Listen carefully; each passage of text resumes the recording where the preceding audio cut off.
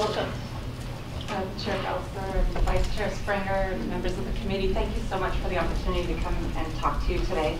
I'm Teresa Dewson from Education Northwest, and I'm going to kind of shift the tone of the conversation a little bit, because what I do is research on effective programs and instructional practices for English learners and for struggling readers. And I'm much more accustomed actually to either a research audience or a practitioner audience, so I'm just hoping I'm targeting it at a level that is interesting and makes sense for you. If you're like me and you like a visual, follow along. There's a handout that you have that looks like this.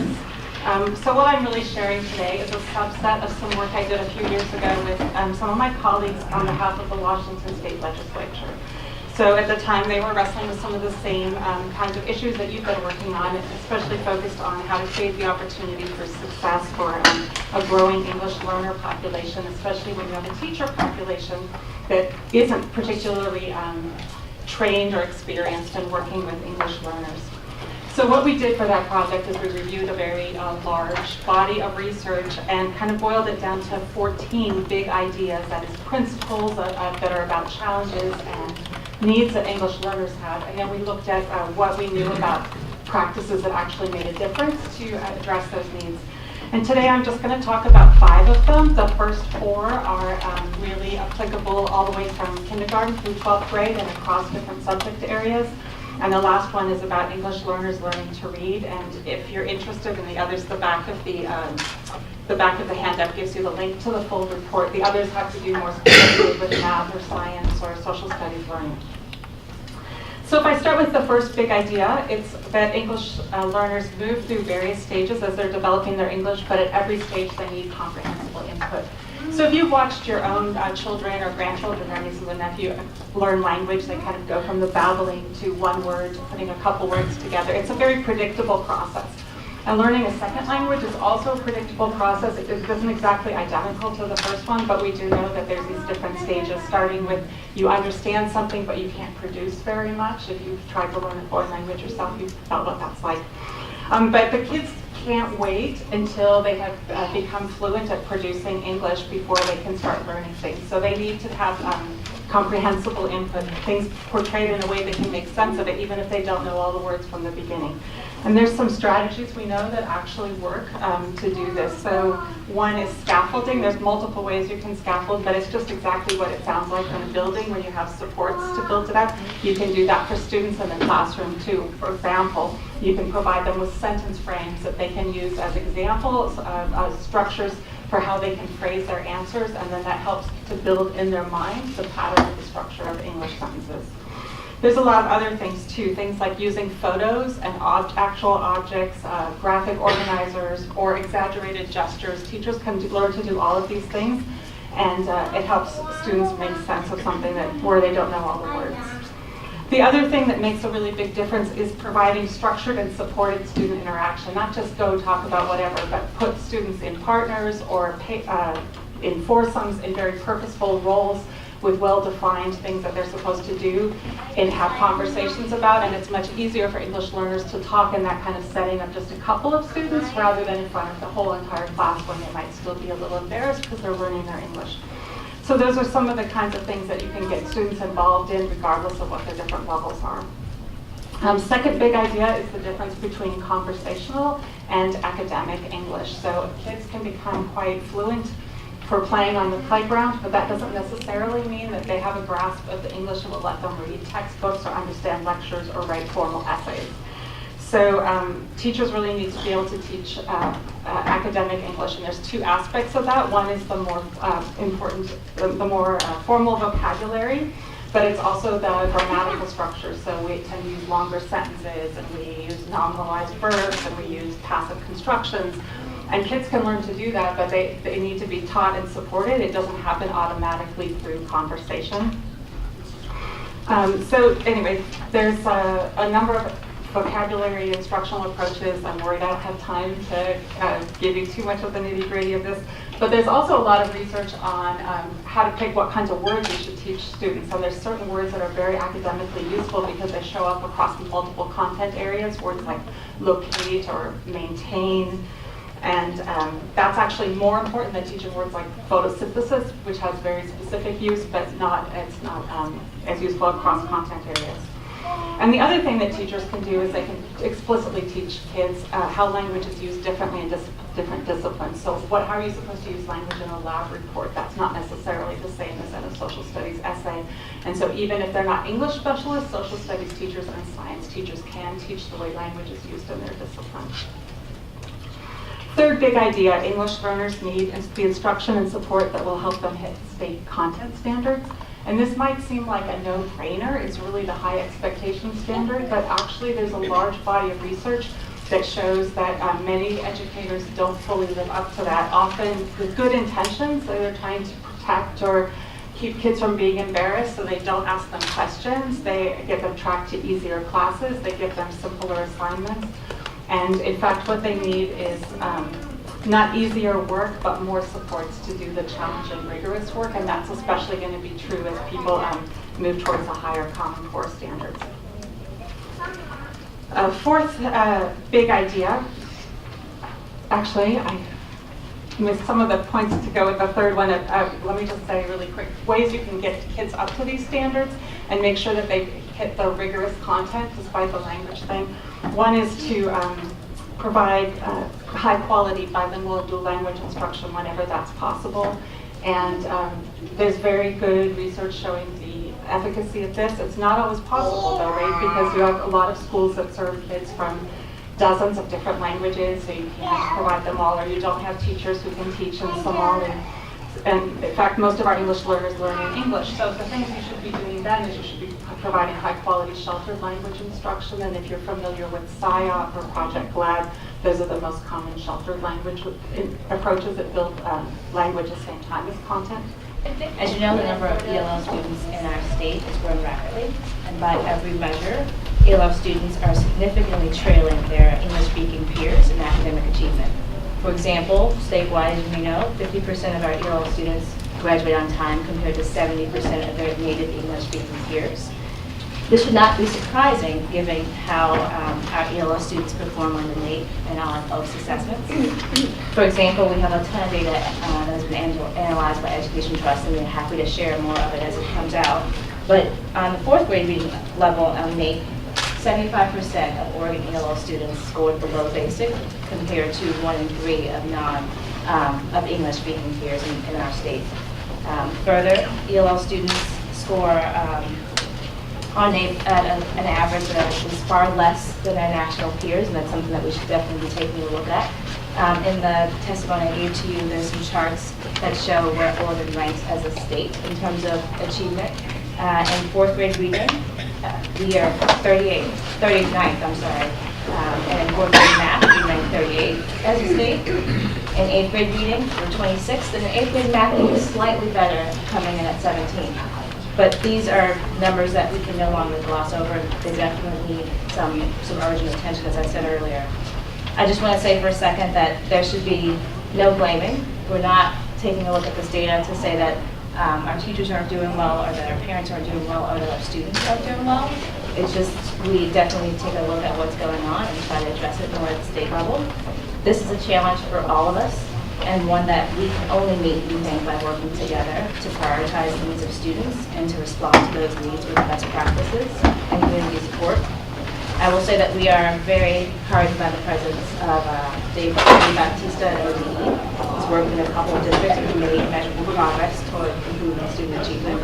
And we strongly encourage you all to support his leadership and his work, and to consider taking some action either this session or in the interim that proactively seek out policy ideas that support and accelerate his efforts, as well as those of districts who are working to make ELL students a top priority. I will say the challenge of this magnitude needs everyone's leadership, including the leadership, and hope that you will be inspired today by some of the testimony that will come behind me to rise to the challenge to sort of take a look at what's happening here. Again, I will just thank you so much for taking the time, giving us the whole hearing to take a look at what's happening with our ELL students in Oregon. Thank you so much for that. And for this,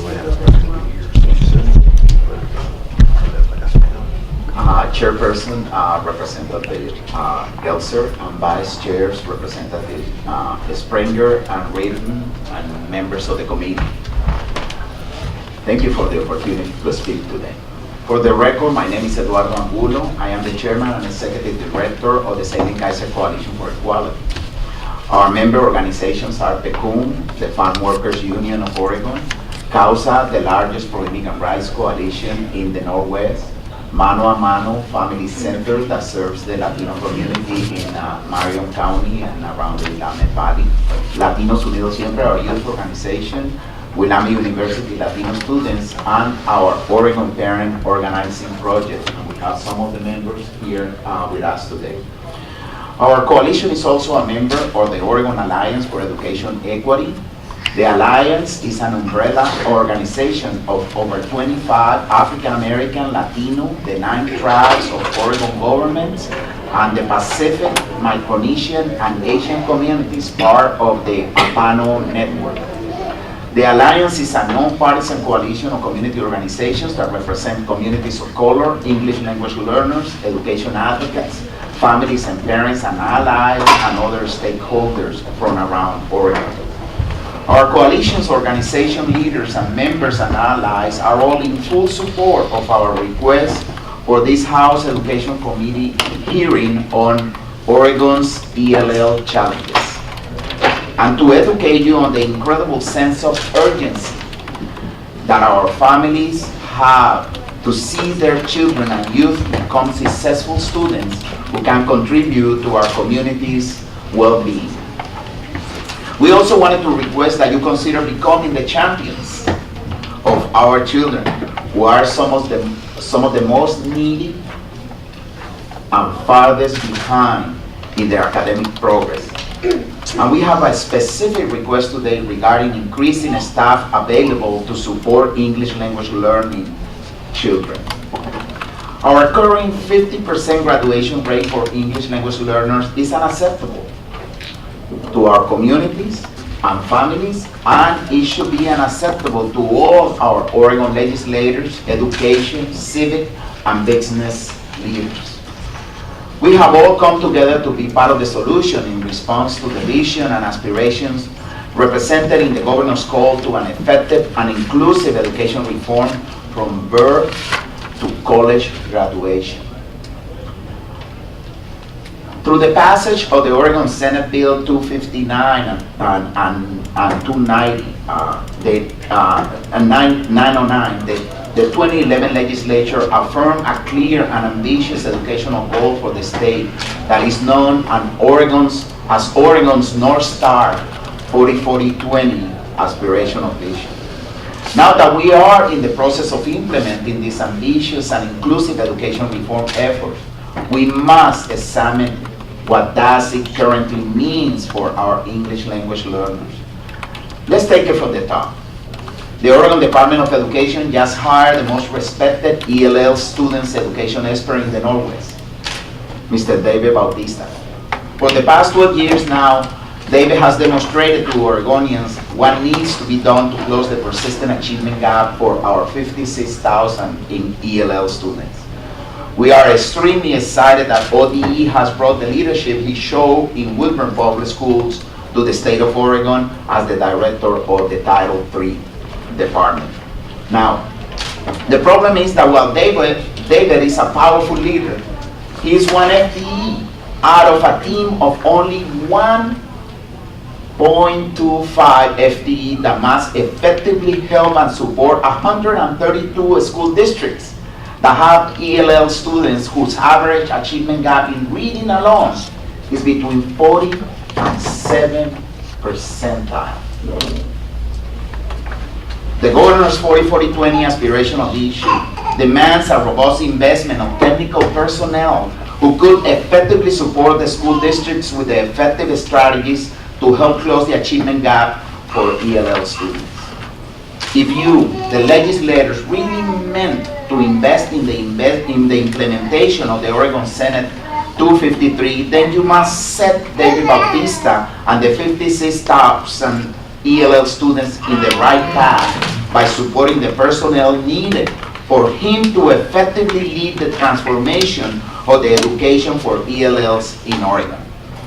Otherwise, you are going to continue perpetuating a great injustice to these 56,000 ELL students. Compare the 1.25 federally funded FTE dedicated to support 56,000 ELL children to the 45 federally funded FTE at the Department of Education dedicated to improving outcomes for the state's approximately 75,000 special education students. Having only 1.25 FTE does not support best practice work across the state. Instead, only ensures federally required compliance for Title III funds. All these current resources and well-intentioned efforts cannot produce the level of improvement necessary to help schools keep ELL students in the trajectory to fulfill the governor's 40-40-20 vision by 2025. Now is the right time to invest in what is right for the professionals who want to do the right thing for these 56,000 students, but who lack the training and orientation on how to pursue a solid program for English language learners. The governor's aspirational goal of the 40-40-20 by 2025 and the Oregon Education Investment Board's recent approval of the Oregon English Learners Plan and the equity lens strategies to, and I quote, overcome challenges associated with race, ethnicity, poverty, and language gives our ELL's families a renewed hope for the future and that their children will have a chance to reach their full potential. But if we really mean to not leave any child behind in their education in Oregon, we must include these 56,000 ELLs as the center of our current Oregon education reform and fund the ODE's Title III necessary personnel positions so they can help school districts effectively implement the new Oregon English Learners Plan. I thank you for your attention. For the record, my name is David Bautista, and I'm the newly hired assistant superintendent. I feel honored and humbled for the mention of my name, but as you hear, testimony is not about one person, it's about everybody. And that everybody means Oregon looking for their people. So I hope you have in front of you this, a lot of numbers, it's 7 set of data that will give you a very good idea of who, the numbers of our English. It's on OLS. It's on OLS? Yeah. Of our English language learners. I'm not going to go line by line, but I'm going to be placing the 7 categories. In the first one, you're going to see that effectively we have some numbers, 58,000 English language learners. Out of those, 55 are currently in program. And 3,000, they're not in program because the parents say, no, just let my kid go and I'll take responsibility. So in reality, that's. And then you're going to see a breakdown, an important breakdown of K-5 and the number, which amounts to 42,000. Then a middle school and the high school. So you can see the numbers are decreasing because, as the researcher from Education Northwest mentioned, students go into a program and little by little begin to move out of the program. That calling in the field, they exit the program. Okay, so that exit no more, they don't count in that particular subgroup. So that's why the numbers begin to go down. The next category we begin to track longitudinally. It is important for us to see how can we track the academic achievement of our students regardless when they move out of the program. So you can see that 8 years, we were able to track for 8 years, and the number of exited students equates almost the same as 58,000. So you can see we have 160,000 that were in our English language learners, and 58,000 were English language learners. The next one is that some of our English language learners qualify for special education, and that amounts to 9,000 out of 58. The next category, we have more than 100 English represented in the state. So the top 5, you can see Spanish, Russian, Vietnamese, Chinese, and so on. We have an influx of some students. The district data, 138 districts report. Some districts are so good, we have 70 districts that have less than 100 English language learners.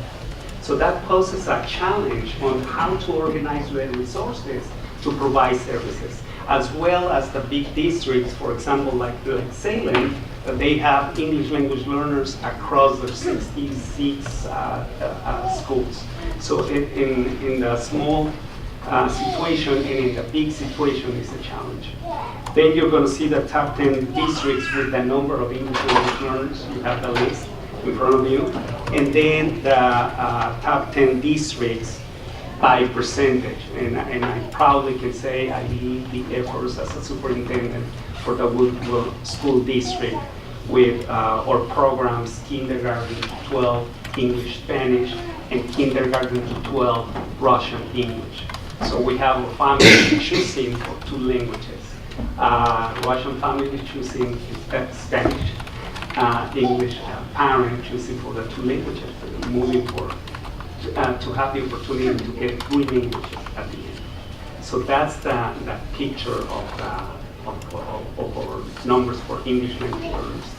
The other test that I have, and it's going to be very important, is the work that Dr. Rudy Crew plays in a group of superintendents to see how can we came up with a plan for the whole state. And that's what we're calling the Oregon English Learner Strategic Plan. It's strategic because it has developed benchmarks for the next 4 years. It's not just ideas, but it's practices that we need to follow, and there's going to be benchmarks in every single year out of the 8 ideas. So the first one absolutely is to continue to develop tools and resources for all of our teachers.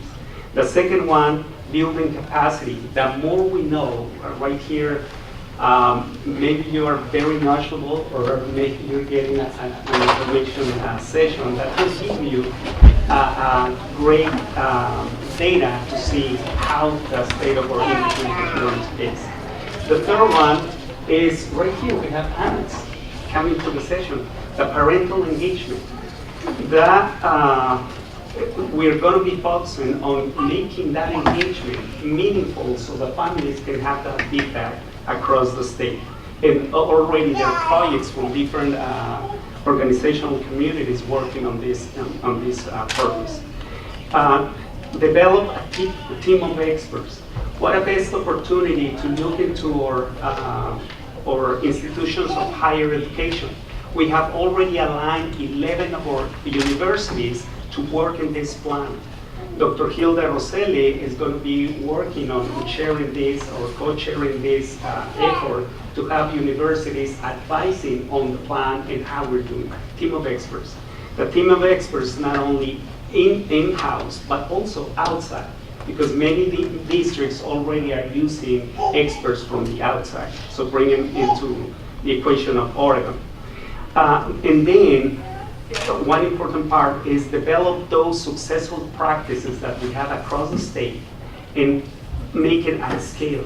How are we going to be able to make that happen in other districts? Assessment that provides information for the different models to see how we're working on.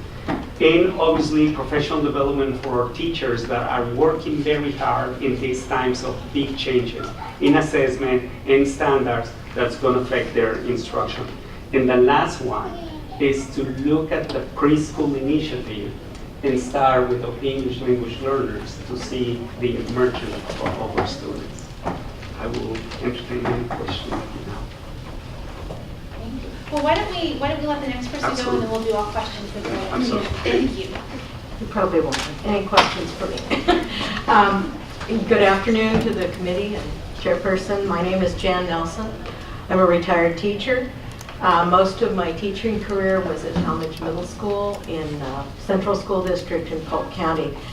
I'm just here to talk about my experience. We had a significant population of students who spoke English inadequately or not at all. Most of those were Spanish speakers, but not all of them.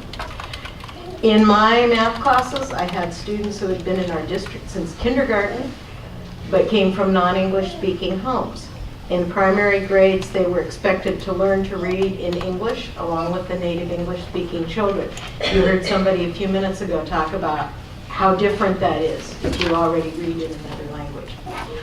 Both research and experience prove that this is much more difficult, and those students, when they got to middle school, their academic skills really showed that that was a problem. I also had students who came in 6th, 7th, or 8th grade as new arrivals from Mexico or somewhere else, speaking little or no English. Some of them had learned to read in their native language. Some of them had not learned to read very well at all in any language. And clearly, middle school was a real struggle for them. Some of those students, and I can see individuals now, were some of the most motivated and hardworking students I ever had, and some of them were some of the most fun.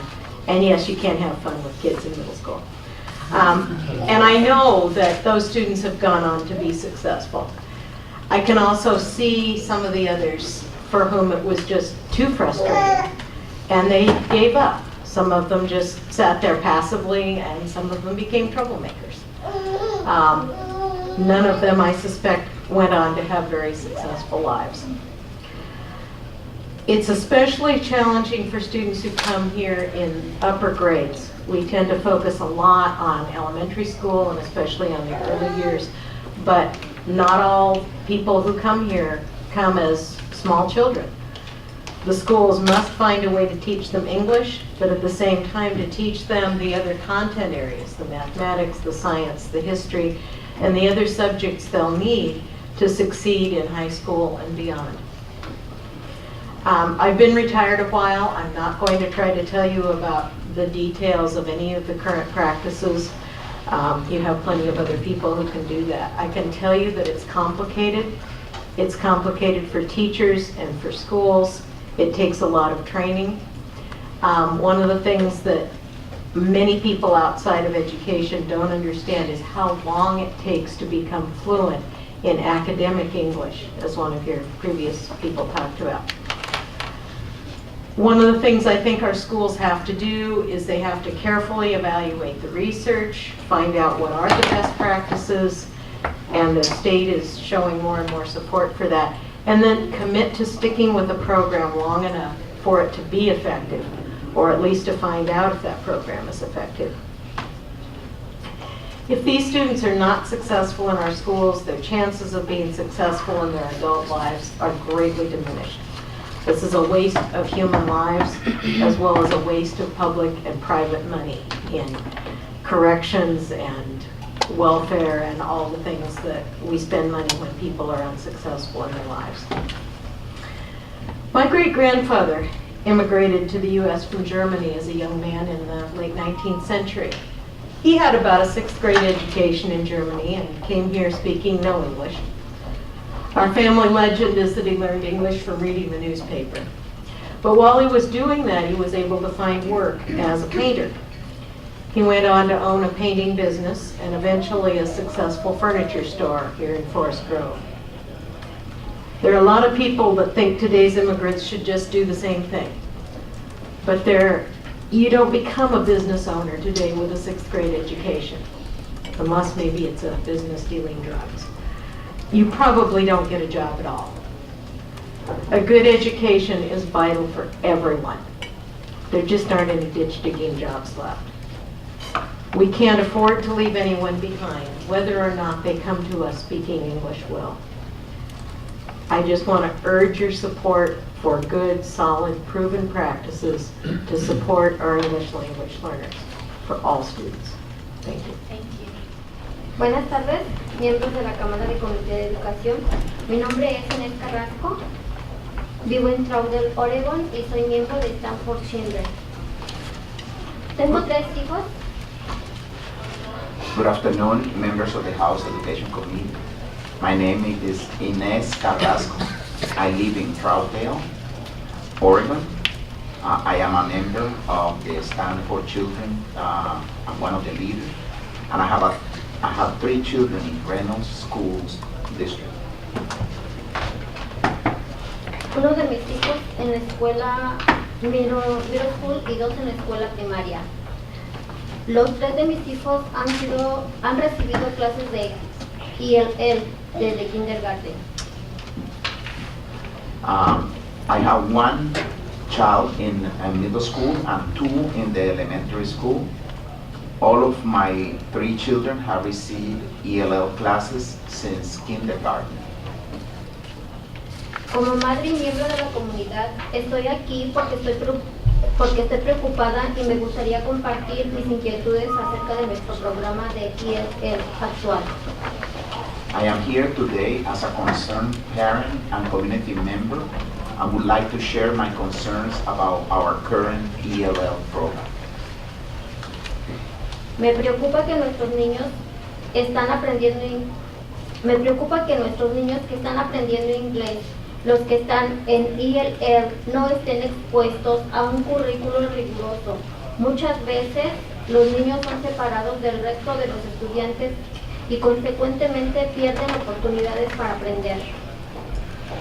I am worried that our ELL children in our programs are not being exposed to a rigorous curriculum. Oftentimes, our children are segregated from the rest of the students and miss out on opportunities to learn. Por ejemplo, cuando mis hijos están en ELL, los retiran de sus salones de clases regulares, cuando sus clases están en sesión para aprender inglés. Cuando los retiran de sus clases, aprendían el idioma, no el contenido, y se perdían la instrucción regular. For example, when my children were in ELL program, they were pulled out of the regular classroom and were sent elsewhere. When they were pulled out, they would learn language, not what their regular class was learning. That means the content. They will miss out on regular instruction and directions for their homework. Al llegar a casa, mis hijas intentaban hacer sus tareas, pero muchas veces no acababan, porque se perdían parte de las instrucciones. Mis hijas me decían que se atrasaban. As my girls came home, they had a hard time catching up in the class, in the regular class, because they would miss what was being taught. My daughters would get home and they tried to do their homework, but oftentimes they didn't finish it because they missed part of the instruction of the regular classroom. También me preocupa que los niños nacidos en Estados Unidos se dejan en las clases de ELL por muchos años sin hacerles una evaluación. Y hay veces que los ponen en estas clases antes que los padres entiendan de lo que se trata el programa. I am also worried that children born here in the United States are left in ELL classes for too many years without proper assessment and without parents understanding what the program is really all about. He tenido muchas conversaciones con otros padres y muchas veces hemos compartido la idea de la falta de la comunicación de las escuelas para asegurar que los padres sepan en qué programa se encuentran sus hijos. Por ejemplo, yo me enteré que mis hijos estaban en ELL por medio de ellos y no de la escuela. I have had many conversations with other parents and oftentimes we agree that the lack of communication from the schools to ensure parents know what programs their children are in is a problem. For example, I personally found out that my first child was taking special ELL classes through my daughter.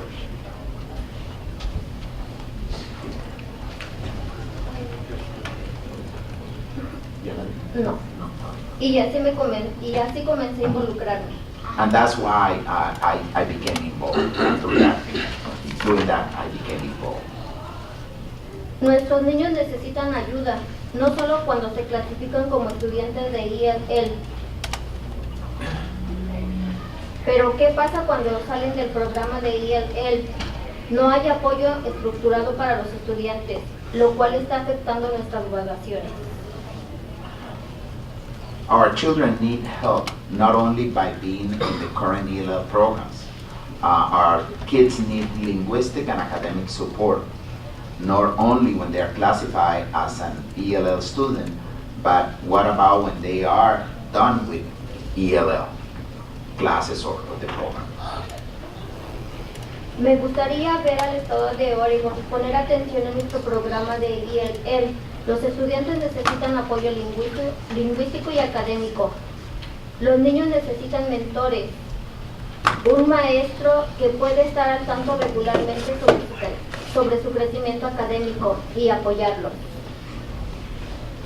I would like to see the state of Oregon look at our current ELL programs.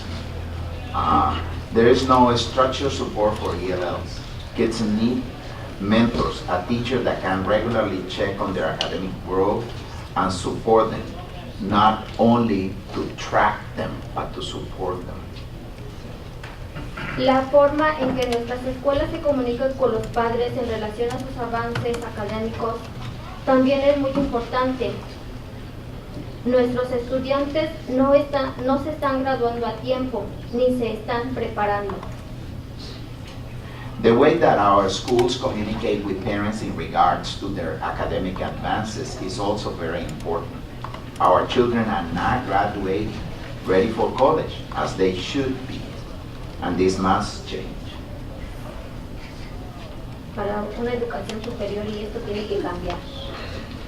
If we want our kids to get higher ed, these practices must change. Gracias. Thank you. For the record, my name is Celia Baculi, and I'm a resident of Salem, Oregon. I am the mother of 2 talented and gifted sons and a bilingual tutor and mentor. I am here today to urge the Education Committee to encourage rigor for our English language learners and for all of our highly capable students. I am also married to a wonderful man who did not grow up in a household that spoke English as a first language. I have been a parent of a child in Salem's bilingual programs for 5 years, going on 6. My youngest son's Title I bilingual 3rd grade classroom achieved the highest scores of any 3rd grade classroom. Can you push the microphone back just Sorry. a little bit? They're very sensitive. Oh, I'm sorry. And it brings the Okay. feedback. Okay, Thanks. all right. My youngest son's Title I bilingual 3rd grade classroom achieved the highest scores of any 3rd grade classroom in the Salem-Keizer district last year. I am here today to share our recipe with you and to urge you to incent more rigor and more opportunity in all of Oregon schools. Our recipe for 3rd grade success: 4 years of extraordinary teachers with high expectations, reasonable class sizes, 32 weeks of homework each year, 8 monthly family nights, several hundred books per classroom in classroom libraries, 3 vacation reading incentives, constant family outreach. Shake vigorously an ability group for 9 months, based generously with parent involvement, served with popcorn parties. What I would also like the state legislature to incent: every child deserves an effective teacher. In my experience, ineffective teachers are commonly clustered in low-income schools. There are very few, but they're clustered in low-income schools. Districts need to ability group in elementary and middle school. It is wonderful that high schools are looking at PSAT results to find underserved kids to guide toward college. It is next to impossible to do well on the PSAT in the first place without a strong elementary and middle school foundation.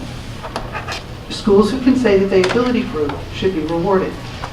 High-level Spanish needs to be offered in middle school to graduates of elementary bilingual programs to improve reading, writing, and vocabulary in students' first language.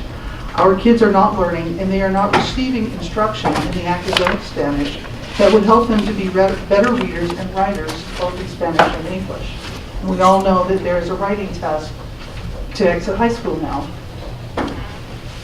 How can you write in English if you don't write in Spanish or whatever your first language is? It's much, much harder.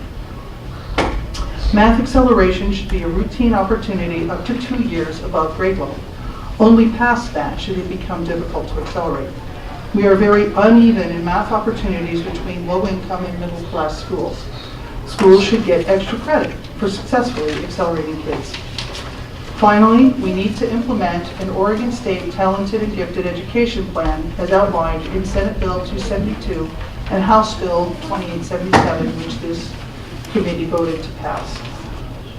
There are some brilliant, brilliant kids. We're not just talking about high school graduation. Some of the smartest kids I have ever met in my life are in this population. They are so hardworking, and high school graduation is not enough. Thank you very much.